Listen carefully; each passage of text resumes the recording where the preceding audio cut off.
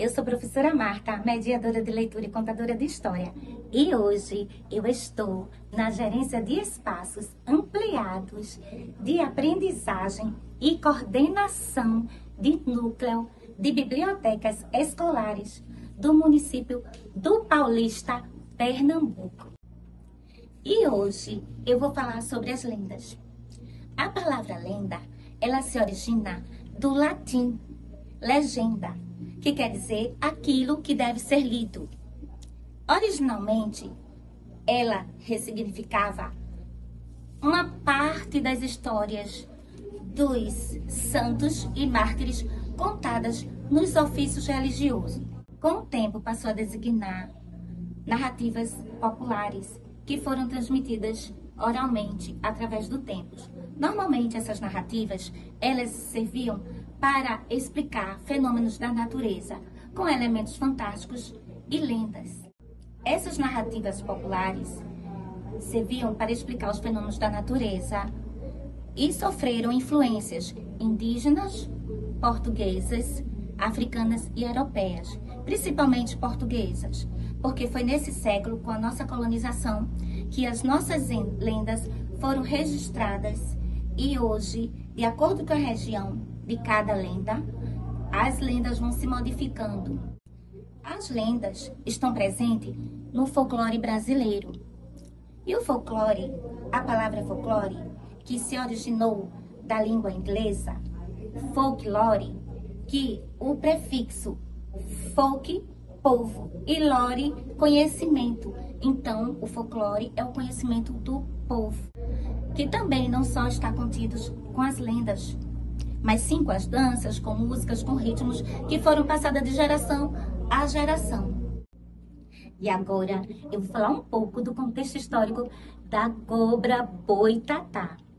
Segundo Luís da Câmara Cascudo, o padre José de Anchieta, no século XVI, registrou na carta que ele veio para Portugal como um facho cintilante e que o boitatá, ele corria atrás dos indígenas para matar.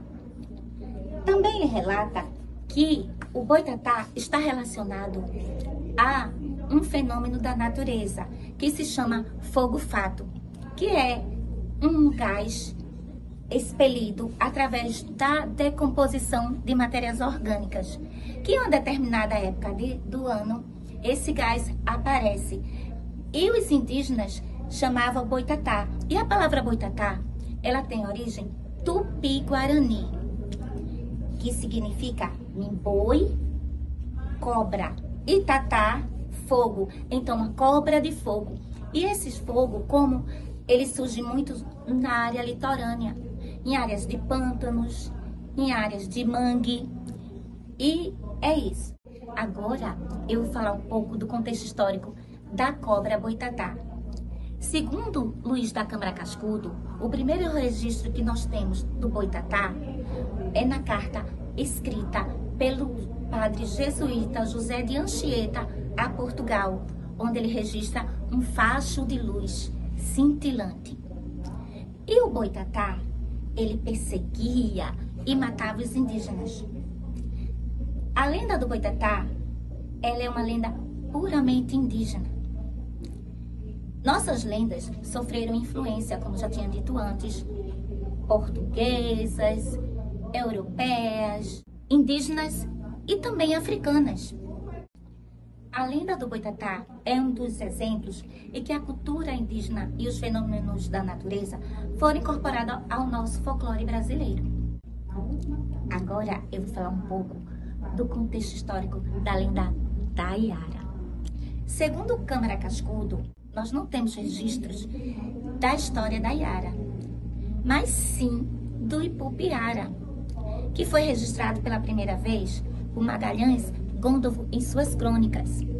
Com a chegada dos portugueses, que é a lenda das sereias, que era metade peixe, metade mulher, que atraíam os pescadores para o fundo do mar e os matava.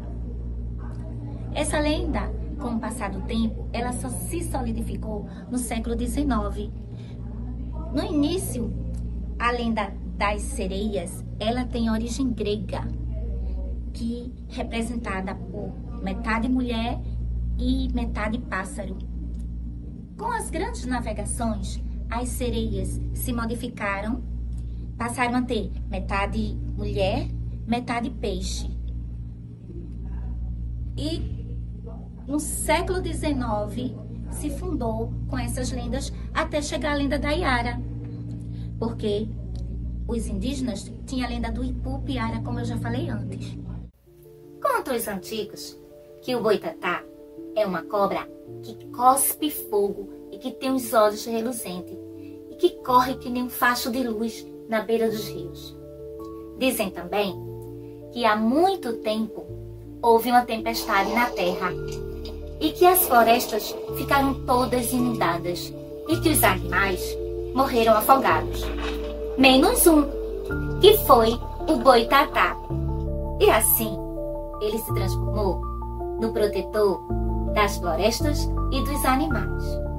Dizem também que ele se transforma em um tronco de árvore e que vive na beira dos rios. E quando os caçadores entram nas florestas para caçar os animais e cortar as árvores, o boitatá se transforma numa cobra e cospe fogo. E eles se assustam e saem correndo e nunca mais voltam. Dizem também que até hoje o boitatá vive nas florestas, protegendo ela dos caçadores e dos lenhadores. E assim terminou a história.